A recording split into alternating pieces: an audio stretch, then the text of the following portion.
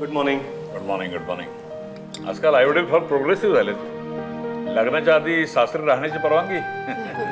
चांगलं आहे, चांगलं आहे. एक्झॅक्टली, चांगलंच आहे. सगळ्या मुलींना अशी परमिशन द्यायला हवी. कसं आहे डायरेक्टर? या कसा पंकज चहा दे मला.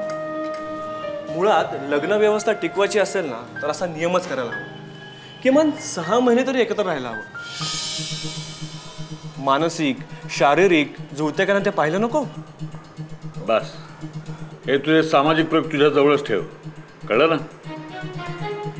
काय बरं होतेस तू? वडील समोर बसले त्याचं काहीतरी भान ठेव.